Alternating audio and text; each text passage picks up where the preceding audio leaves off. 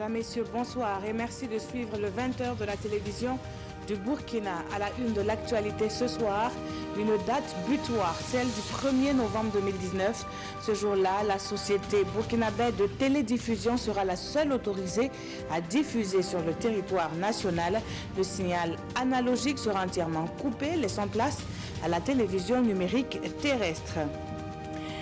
Le numérique pour une gestion intégrée du système LMD. Easy School est un logiciel développé par un ancien étudiant de l'université Nadi Boni de Bobo-Dioulasso.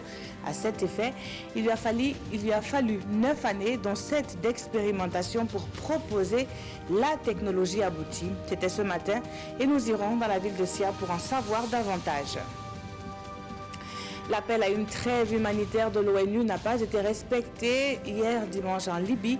Le sud de la capitale Tripoli est le théâtre de violents affrontements entre militaires. Hier dimanche, l'ONU avait donc demandé 2 heures pour permettre à sa mission d'évacuer plusieurs victimes civiles notamment. Bienvenue à tous. Allons pour commencer à la primature où une délégation de la Chambre de commerce et d'industrie du Burkina a été reçu par le chef du gouvernement. Le climat des affaires doit s'améliorer davantage et le rétablissement des relations diplomatiques avec la Chine populaire est une aubaine. Le monde économique représenté ce matin au palais de Koulouba a plaidé pour une facilitation des échanges commerciaux entre le Burkina et la Chine. Le point avec Isiaka Oudraogo et Adama Koulibaly. Cette délégation de la Chambre de commerce et d'industrie du Burkina, avec à sa tête son président, est à la primature pour une visite de courtoisie au chef du gouvernement. Une occasion pour évoquer aussi la question de l'amélioration du climat des affaires au Burkina Faso. Le bureau consulaire de la Chambre de commerce et de l'industrie du Burkina Faso, conduit par moi-même le président, sont venus pour rendre une visite de courtoisie et féliciter son Excellence, c'est le Premier ministre, pour sa nomination à la tête donc, du gouvernement. Et nous avons profité de l'occasion aussi pour lui soumettre quelques doléances que nous avions au niveau donc, du secteur privé. Ces doléances concernent entre autres l'amélioration continue du climat des affaires, un certain nombre de textes à prendre concernant donc, la réglementation du commerce et l'industrie au Burkina Faso. Et ensuite, vous savez que nous venons de reprendre les relations avec la Chine et il y a un certain nombre donc, de textes à prendre pour nous permettre donc, d'exercer librement le commerce entre le Burkina et la Chine, notamment la reconnaissance de nos produits d'exportation au niveau de la Chine. Je vais parler donc des certificats qui permettra donc l'exportation de produits de cru et autres vers la Chine. Selon la délégation, le Premier ministre a une oreille attentive à leurs différentes doléances et des rencontres techniques devraient être organisées à cet effet. Le chef de la délégation dit avoir abordé aussi la situation qui prévaut au service des finances et qui impacte le secteur privé. Restons encore à la primature où dans la matinée de ce 8 avril, le comité de pilotage de la TNT était autour du Premier ministre. Il en ressort que le Burkina tournera définitivement le dos à l'analogie en novembre prochain. La récurrente question des redevances à payer à la société burkinabé de télédiffusion n'est pas passée sous silence. Jean-Eudes Bayala et Ini Walkoy et Janine Kamiri nous font le point. La question de la redevance à payer par les acteurs à la SBT, celle du modèle économique de cette structure et la question de la date de l'extinction du signal analogique ont constitué le menu des travaux du comité de pilotage de la télévision numérique terrestre TNT dirigé par le Premier ministre Christophe-Marie-Joseph Dabiré. À la suite des discussions et avec les orientations du Premier ministre, nous avons donc une fourchette de redevance qui a été proposée, que nous allons affiner en discutant avec les différents acteurs. Nous avons également décidé que pour compter donc du 1er novembre 2019, le signal analogique sera entièrement coupé. Ce qui veut dire donc qu'il y a un process d'acquisition des décodeurs au niveau des populations qui doivent se faire. La SBT doit communiquer dessus. Ce qui veut dire également que les éditeurs doivent informer leurs auditeurs, les téléspectateurs que cette intégration va se faire. Troisième élément, c'est d'assurer à travers donc un financement adéquat et pérenne de la SBT, cette obligation de l'État de donner à tous les Burkinabés une information, y qu'ils soient à l'intérieur du territoire national. À la date du 1er novembre, les émetteurs VHS et UHF seront arrêtés et le signal numérique sera exclusivement donné par la SBT qui deviendra d'office le seul diffuseur. Dans les prochains jours, un décret sera pris en Conseil des ministres pour fixer cette date butoir de la fin de l'analogie. Et puis ce communiqué de la direction de la communication de la présidence du Faso, le président du Faso, Roch Marc Christian Kaboré, effectuera du 9 au 11 avril 2019 une visite d'amitié et de travail en République de Turquie. Et durant son séjour, qui sera marqué par des étapes d'Istanbul et d'Ankara, la capitale, donc Roch Marc Christian Kaboré va rencontrer la communauté burkinabé et aura des entretiens avec des partenaires turcs. Et cette visite s'inscrit dans le cadre du renforcement de la coopération entre le Burkina Faso et la République de Turquie, formalisée et intensifiée en août 2006 avec la signature d'un accord général de coopération à travers donc la mise en place d'une commission mixte. Autre ambiance studieuse ce matin dans la capitale, cette fois la question des greniers est évoquée. La présente campagne agricole est certes meilleure que la précédente, mais elle ne suffira pas à elle seule à amoindrir le stress alimentaire qui menace quelques 300 000 personnes sur toute l'étendue du territoire national. Les membres du comité de prévision sur la sécurité alimentaire et nutritionnelle sont réunis à cet effet pour définir stratégies et actions. Roger Cam, Oumar Zombré, reportage. Le bilan de la campagne agricole 2018-2019 passait au peigne fin à cette première session du comité de prévision sur la sécurité alimentaire et nutritionnelle. Si la campagne agricole est globalement satisfaisante avec une hausse de 21% de la production enregistrée, soit environ 5 millions de tonnes de céréales, il est à noter que près de 307 000 personnes sont en situation de stress alimentaire. Et si rien n'est fait, le nombre pourrait grimper à 676 200 pendant les périodes de soudure. Le gouvernement, pour pouvoir faire face à cette situation, a mis en place un plan de réponse de 27 milliards. Et ces 27 milliards, c'est vraiment pour anticiper, parce que nous savons qu'il y a des personnes qui seront en stress entre juin et août, au moment de la période de culture. Donc à ce moment, il faut prévoir permettre à ces gens-là de pouvoir se nourrir pour mieux cultiver et pouvoir nous permettre vraiment de répondre aux besoins alimentaires du pays. Selon le ministre de l'Agriculture, le plan de réponse déjà en marche va s'étaler sur plusieurs phases. Aujourd'hui, nous sommes en train de voir avec l'ensemble des bailleurs de fonds, avec les partenaires techniques et financiers, avec les ONG, quelle pourrait être la contribution de chacun pour que ce plan, nous puissions réunir l'ensemble des moyens qu'il faut afin de mettre de façon cohérente et efficace ce plan de réponse. En plus de la validation du bilan définitif de la campagne écoulée et de la revue conjointe de la situation alimentaire et nutritionnelle, il s'agira pour les participants de cette session de dessiner une feuille de route des actions à mener dans la lutte contre l'insécurité alimentaire et nutritionnelle. Un exemple nommé Bagrépol. Le développement de l'agroalimentaire au Burkina intéresse des investisseurs venus de toute l'Afrique. Les Malgaches sont particulièrement intéressés par l'agropole pilote du Burkina Faso.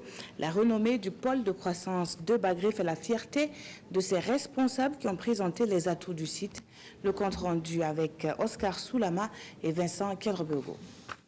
Madagascar à l'école burkinabé en matière de pôle de croissance agricole. Une délégation du ministère malgache de l'agriculture, de l'élevage et de la pêche est venue s'entretenir avec les responsables du pôle de croissance de Bagré. Objectif, s'inspirer de Bagré Pôle, l'un des grands projets agricoles les plus réussis en Afrique. Madagascar, nous sommes encore au stade de commencement de mise en place des agropoles.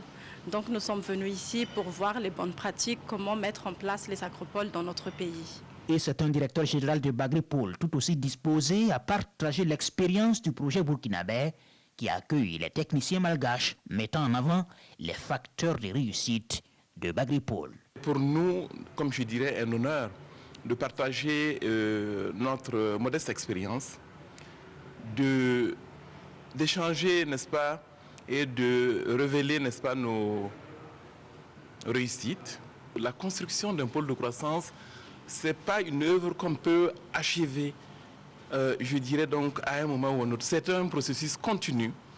Et nous-mêmes, nous admettons que nous n'en sommes qu'à une phase, n'est-ce pas, de démarrage. En emboîtant le pas au Burkina Faso, le gouvernement malgache prévoit un agropole de 2 millions d'hectares dans sa politique de développement agroalimentaire. D'où cette rencontre de partage d'expériences. La sécurité foncière n'est certainement pas un problème à Bagrépol. Elle est cependant d'actualité dans la province des Balais. La commune rurale de Ouri a accueilli les responsables du projet d'appui aux communes de l'ouest du Burkina. Les producteurs de la localité ont été édifiés sur la gestion du foncier et des ressources naturelles. On en sait plus avec Kassou Milogo et Kadou Romenki. En langue locale djoula et sans tabou, les exploitants agricoles de la commune rurale de Ouri et villages rattachés échangent en plénière sur les procédures de sécurisation foncière. L'activité se déroule sous la houlette du projet d'appui aux communes de l'ouest du Burkina en matière de gestion du foncier et des ressources naturelles PACOF-GRN. Ce projet, il intervient dans 15 communes. Ces communes sont reparties entre les deux régions, les Hauts-Bassins et la Boucle du Moun. Ce qui nous a été demandé dans le cadre de ce projet, c'est deux choses, principalement. La première des choses, c'est d'accompagner ces 15 communes-là, chacune de ces 15 communes, à appliquer la loi 034/2009 portant régime foncier rural. Cette loi devrait leur permettre de se sécuriser à travers une procédure qui est bien décrite et au bout de laquelle il y a un acte qui est délivré que l'on appelle l'attestation de possession foncière rurale, l'APFR. Le deuxième objectif principal de cette loi, c'est de faire en sorte que la sécurisation foncière ne soit pas une fin en soi. Il faut que le papier serve à quelque chose. Et ça, dans le cadre du projet, nous appelons l'accompagnement aux investissements. Des structures locales sont implantées dans chaque village pour recevoir les demandes d'attestation de possession foncière rurale APFR. Une fois la demande validée, intervient l'étape de limitation des contours du terrain, appelée opération de constatation foncière. Une opération qui se déroule publiquement afin d'éviter toute polémique sur la paternité des lieux. Il est bon d'avoir l'attestation de possession foncière rurale.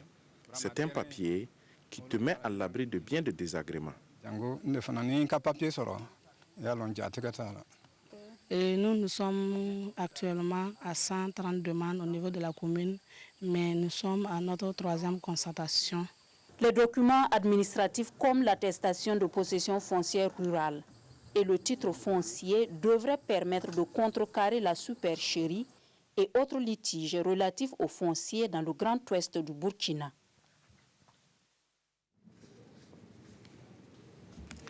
Easy School, c'est le nom d'un logiciel conçu par un ancien étudiant de l'université Nazi Boni de Bobo Dioulasso. La technologie se positionne comme un outil innovant qui va juguler les problèmes liés au système licence, master, doctorat qui sont entre autres le chevauchement des années académiques ou le surpeuplement des amphithéâtres. Le logiciel a été officiellement présenté ce matin dans la ville de Sia.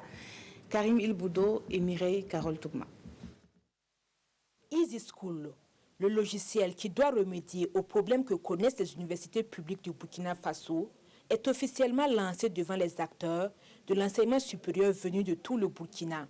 Conçu par un ancien étudiant de l'université Nazi Boni de Bobo Dioulasso, en complicité avec des acteurs de ce temple du savoir, Easy School devrait relever le défi de la gestion intégrale du système licence-master-doctorat LMD.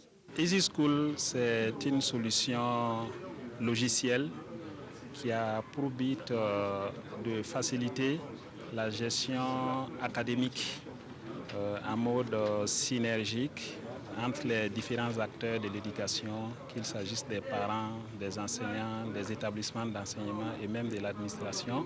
Il a travaillé là-dessus pendant 9 ans avec une expérimentation sur 7 ans. L'université Nazi Bouni fait partie de ceux qui ont expérimenté et donc ça s'est révélé assez concluant. Et donc aujourd'hui, nous avons, sur la base de l'expérience de l'université Nazi Bouni, invité toutes les universités du Burkina Faso, les publics, pour voir une démonstration de ce logiciel EasySchool.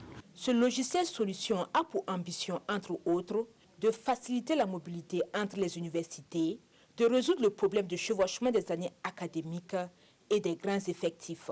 C'est ainsi qu'au niveau de la collection des copies, vous savez qu'on a souvent des effectifs pléthoriques. Alors ce qui va se passer, c'est que les évaluations seront faites sous la forme donc, de QCM, c'est-à-dire des questions à choix multiples ou uniques, ou des questions à réponse ouverte et courte. Et ce qui va permettre au logiciel, lorsque les réponses sont intégrées, après scan de la copie, de donner directement les notes. Lorsque ce logiciel, n'est-ce pas, qui prend en compte tout le cursus de l'étudiant, propose en même temps, lorsqu'il est renseigné par les enseignants, en quelques minutes là, on est à mesure de délibérer, donc avoir donc, le relevé des notes, le procès verbal et de donner l'attestation à l'étudiant. En plus de faciliter la tâche à l'administration et au corps enseignant, EasySchool offre la possibilité non seulement aux étudiants, mais aussi aux parents de suivre les évolutions académiques. Elle compte certainement intégrer pour les éditions à venir les opportunités de cette TIC. Pour l'heure, la 7e édition de la FIBO, la foire internationale de Bobo, s'est achevée sur un satisfait général. Ouverte le 30 mars dernier, la foire aura tenu toutes ses promesses et ce jusqu'au 6 avril dernier. Le bilan en images avec Karim Ilboudo, Siriki Milogo et Mireille Carole Tougma pour le commentaire.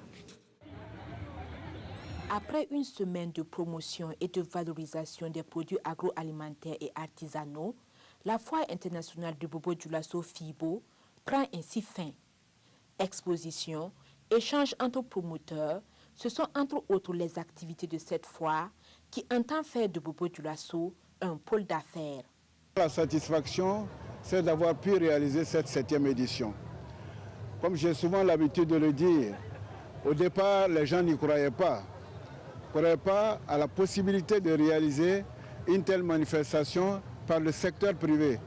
La FIBO s'internationalise d'année en année avec la participation d'exposants venus des pays voisins.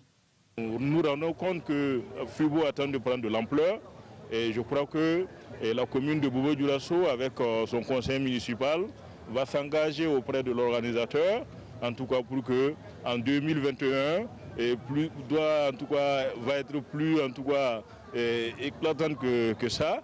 La FIBO de cette année a tenu toutes ses promesses. Malgré ce contexte économique assez difficile, nous avons vu des exposants qui sont venus de l'intérieur du Burkina comme de l'extérieur du Burkina. C'est bien fini pour la 7e édition de la foire internationale de Bobo Dioulasso. Rendez-vous du 20 au 27 mars 2021 pour une autre semaine de promotion et de valorisation de l'agroalimentaire. La finance islamique, un espoir pour les jeunes. La question est au cœur d'une conférence initiée par l'Union d'action pour la finance islamique. Un moment de réflexion sur ce mode de financement à promouvoir au Burkina selon les organisateurs de la conférence qui ont dans le viseur le financement certain des projets porteurs des jeunes burkinabés. Adama Guiti et Vincent Kiendrebego nous en parlent. C'est une conférence publique pour faire connaître la finance islamique au Burkina Faso. Selon l'UAFIBF, l'Union d'action pour la finance islamique, section Burkina Faso, initiatrice de la présente conférence, la finance islamique est une trouvaille de développement qui comporte de nombreux avantages. Alors, le premier grand point qui est le plus important, c'est ce qu'on pourrait qualifier de principe d'interdiction du riba. Vous savez que le riba, c'est un terme arabe, mais pour comprendre facilement, on va donc traduire par l'intérêt, donc le principe d'interdiction de l'intérêt. Quand vous savez que tout le système bancaire classique est basé donc sur l'intérêt et que ici, dans la finance islamique, il est prohibé donc de pratiquer de l'intérêt, on voit déjà donc une grande différence. Mais attention, ne pas pratiquer d'intérêt ne veut pas aussi dire donc ne pas chercher de l'argent, ne pas gagner des revenus. Pour le président de l'UAFIBF, la jeunesse est la couche sociale la plus défavorisée dans le système de financement conventionnel. Et la finance islamique, elle, propose une autre approche. L'objectif global ici, c'est de participer à la promotion de la finance islamique au Burkina. Également, nous voulons également expliquer ce que c'est que la finance islamique à l'ensemble des Burkinabés.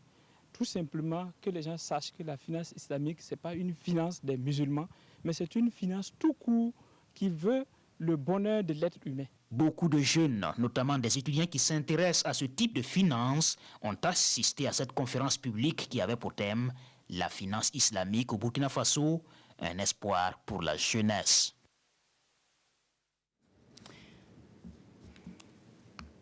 Le rendez-vous a une fois de plus été respecté. Cette année, le diocèse de Gawa a tenu le pèlerinage annuel à Bomoï, source de l'église catholique dans la région du Sud-Ouest. Plusieurs milliers de fidèles catholiques y ont prié pour un mieux-être du Burkina à travers la promotion de la paix et de la cohésion sociale. Le compte rendu avec Alassane Bani et Ahadi Sandamba. Une merveilleuse aventure, la vie de Moussa Roger. C'est l'œuvre autobiographique du docteur vétérinaire Moussa Roger Tall. Son enfance, ses études, ses formations et carrières professionnelles et ses engagements au sein de plusieurs mouvements de lutte sont retracés dans cet ouvrage marqué de confidence. Tall Moussa Roger est né en 1936 et il est mort le 13 mars dernier dans sa 83e année. Donc il a traversé l'histoire de notre pays, du continent, d'une manière générale. Donc personnellement, j'ai été curieux de voir comment les choses se passaient à l'époque coloniale. Par exemple, dans nos États, il est né dans la ville de Ouaïguia. Ensuite, il a fait ses études au Mali, en Côte d'Ivoire, en France. Donc toutes les étapes de sa formation. Et puis aussi sa participation aux associations. Moussa Roger Tall était en train d'organiser la publication de ses mémoires, mais sera arraché le 13 mars dernier à l'affection de sa famille et de ses compagnons de lutte, notamment ceux du mouvement du Manifeste pour la liberté qui commémore ses 20 ans. L'occasion de lui rendre hommage. Nous avions préparé ensemble cette conférence. On avait retenu la date d'aujourd'hui pour la présentation du premier tome de ses mémoires. Malheureusement, il est décédé entre-temps, mais avec l'accord de sa famille, nous avons maintenu cette conférence-là. Cet ouvrage de 597 pages n'est que le tome 1 des mémoires du docteur Tall, qui avait bien pris le soin de désigner des universitaires bien avisés pour écrire le reste de son histoire. Vous l'aurez rectifié vous-même suite à un problème technique. Nous venons de suivre donc une merveilleuse aventure de la vie de Moussa Roger. C'est une autobiographie donc de l'homme disparu qui s'est éteint le 13 mars dernier. Une autobiographie présentée voulue donc par le docteur vétérinaire et en présence de plusieurs personnalités.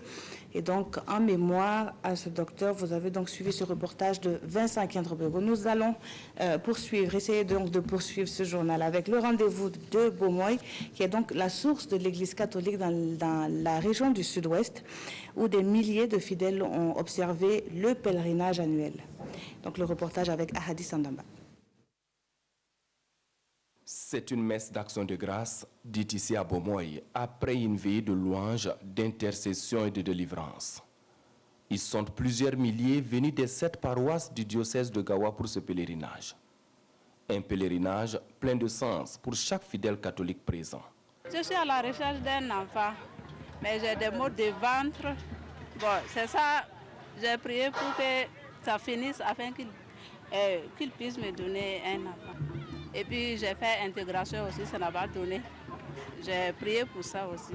En venant ici à Bomoï, c'est pour perfectionner notre foi, être sûr de ce qu'on fait, être convaincu et pouvoir convaincre d'autres aussi à persévérer dans la foi. Seul Dieu seul peut sauver les gens.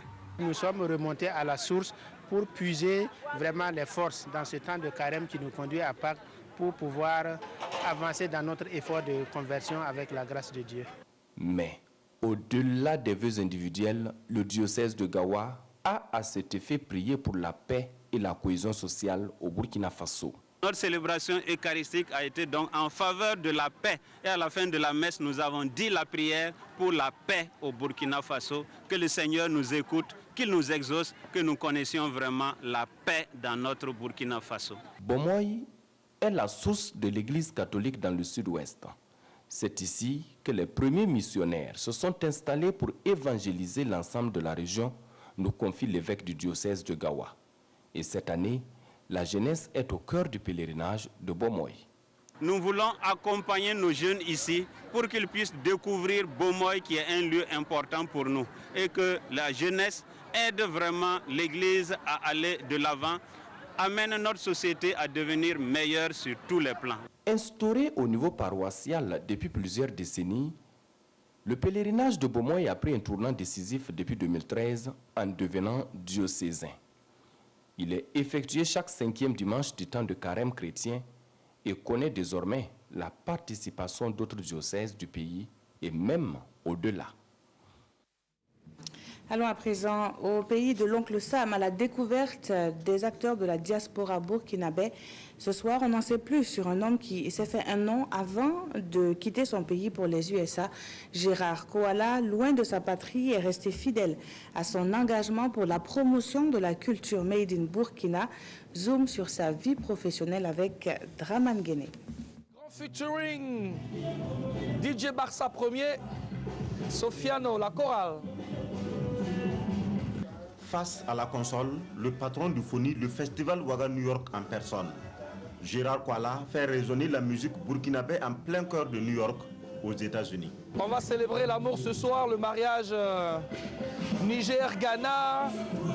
C'est Miss Princesse qui se marie à son prince charmant. C'est alors parti pour toute une nuit de parties musicales. Le choix du coordinateur du FONI, les variétés africaines. À 90%, la musique que je joue dans ces soirées africaines, c'est de la musique africaine, les musiques d'ambiance et de la musique du Burkina Faso, bien sûr. Mais par exemple, ce soir, on va jouer beaucoup de musique du Niger pour la mariée, de la musique du Ghana pour le marié. On va aussi jouer de la musique du Nigeria, de la Côte d'Ivoire, du Sénégal, aussi du Burkina Faso. La mariée m'a même d'ailleurs demandé, elle a insisté de jouer Dicofis. Le volet animation du promoteur culturel est le plus sollicité aux États-Unis. Gérard Koala fait alors le tour du pays chaque week-end pour servir de la bonne musique à ses clients. Des clients qui sont principalement africains, mais par moments américains. Il arrive des fois que pour le même jour, on me sollicite dans 2 États différents. Difficile, certes, de répondre. Comme ce soir, on me sollicitait en Virginie, mais j'ai choisi de venir là pour des raisons qui me sont propres. Il arrive quelques rares fois qu'on soit sollicité également pour des cérémonies organisées par les Américains. Mais en majorité, ma clientèle, c'est les Ivoiriens, c'est les Maliens, c'est les Guinéens, puis les Sénégalais, Camerounais. L'autre volet culturel de Gérard Koala, c'est l'événementiel. Son bijou, le FONI, le festival Ouaga New York prépare sa 5e édition en septembre prochain. Le FONI 2019 ne sera pas uniquement réservé aux artistes burkinabés, c'est la promotion de la culture sans frontières. Alors, nous allons tout simplement ouvrir le plateau du FONI à toutes les autres cultures africaines. On aura par exemple des invités venant d'autres pays d'Afrique. Et puis, ensemble, nous allons magnifier la culture tout court. Pour cette année, en innovation, nous ferons le FONI gratuitement à l'air libre où tout le monde pourra venir voilà, comme il le veut, et s'arrêter, regarder, sans débourser un centime. Le FONI 2019, la liste des artistes n'est pas encore dressée, mais une chose est sûre, beaucoup de musiciens burkinabés seront invités.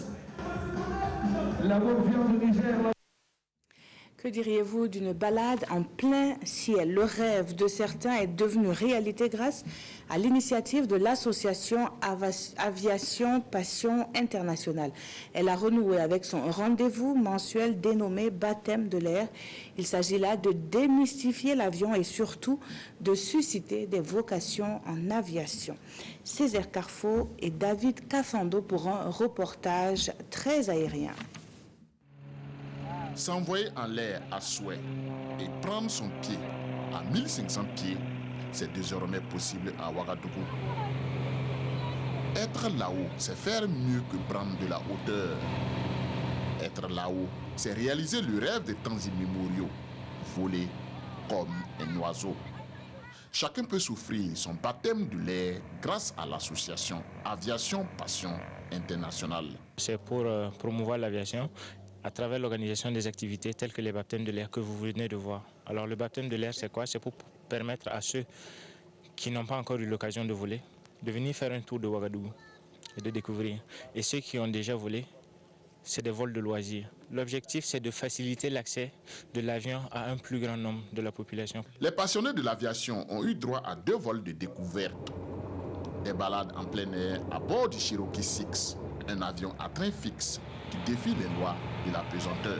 Le guide du jour est un pilote chevronné. Pilote depuis 1967, il totalise plus de 8500 heures de vol. C'est pour d'abord permettre de démystifier l'avion et permettre de découvrir l'avion, de voler et de savoir que c'est un moyen de transport comme n'importe quel moyen.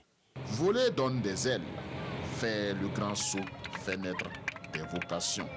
En vol, on était vraiment comme commandant et son copilote. Et c'était vraiment merveilleux. J'ai beaucoup aimé. Et je crois que les années à venir, je vais décoller moi-même. Avis à ceux qui sont piqués par le virus de l'aviation. L'association Aviation Passion Internationale vous donne rendez-vous chaque mois pour une autre aventure dans le ciel.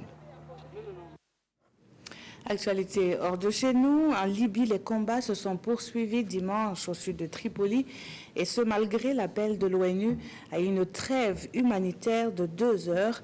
Plusieurs civils et blessés ont besoin d'être évacués des zones d'affrontement selon les services de secours et selon également la MANUL, la mission de l'ONU en Libye. La Libye, toujours en proie à des combats sans relâche. Le bilan s'élève à au moins 32 morts et à une 50aine de blessés depuis le début de l'offensive du maréchal Haftar lancée contre Tripoli ce jeudi. Une offensive terrestre à laquelle s'ajoutent des raids aériens visant la capitale libyenne sous contrôle du gouvernement d'union nationale qui domine la bande du littoral jusqu'à Sirte. Des civils figureraient parmi les victimes selon le GNA, reconnu par la communauté internationale. De violents combats ont été observés ce dimanche au sud de Tripoli, notamment à Wadi Rabi et dans la zone aéroportuaire. L'appel à une trêve de 2 heures pour évacuer les blessés et formulé par la mission de l'ONU n'a pas été entendu et le conflit pourrait s'inscrire dans la durée. Je ne doute pas de la détermination des troupes d'Haftar. Je suis plus dubitatif quant à leur capacité. Je ne sais pas s'ils sont à la hauteur. Je veux dire que s'ils ont pu s'emparer d'une grande partie du sud-ouest assez facilement, pour Tripoli en revanche, ils vont faire face à beaucoup de résistance. Il faut donc s'attendre à un long conflit. L'armée américaine a annoncé le retrait provisoire de ses militaires en raison des combats. Le gouvernement d'union nationale a annoncé le début d'une contre-offensive généralisée nommée Volcan de la colère pour purger toutes les villes libyennes des forces illégitimes. Merci d'avoir suivi ce journal qui s'achève. Très bonne suite de programmes sur la télévision du Burkina.